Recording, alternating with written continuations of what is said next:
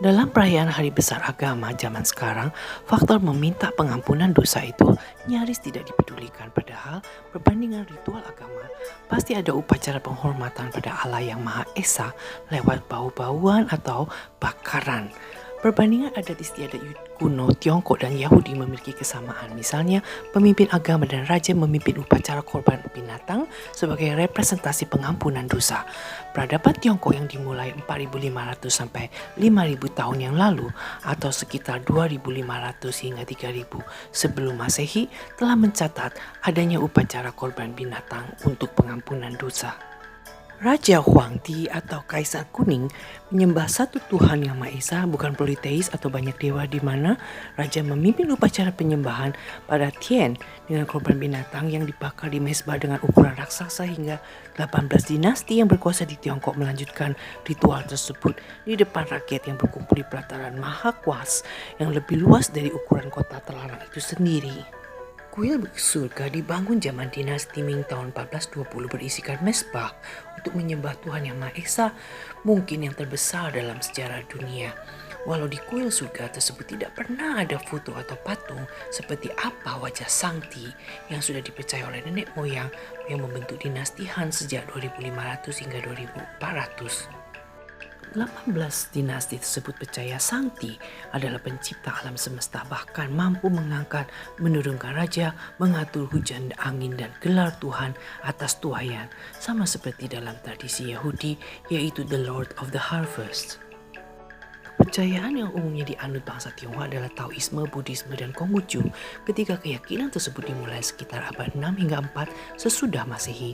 Tapi tahukah mereka sebelumnya masih ada 2500 tahun kepercayaan yang sejati tentang adanya Tuhan yang Maha Esa itu sudah ada.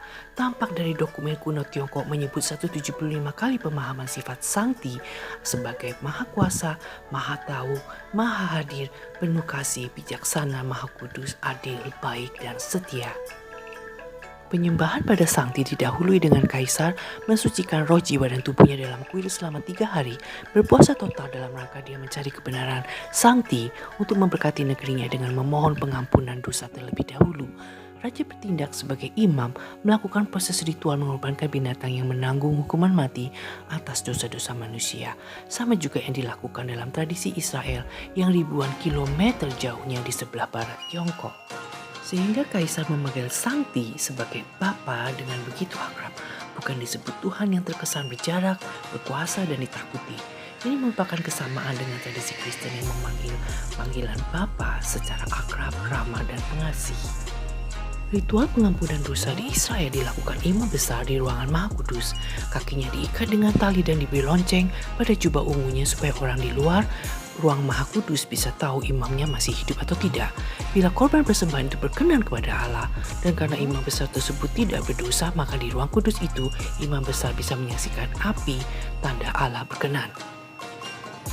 Dengan kedatangan Tuhan Yesus, pengampunan dosa manusia tidak lagi harus lewat mengantri di gereja mengorbankan binatang, tetapi kita percaya pada Tuhan Yesus Kristus dan melakukan ketetapan-ketetapannya dengan segenap akal, budi, dan kesadaran sepenuh hati kita. Artinya, Tuhan Yesus meminta hidup kita, tubuh kita disucikan dari dosa setelah pencipta alam semesta itu disalibkan untuk menebus seluruh isi dunia yang Dia ciptakan.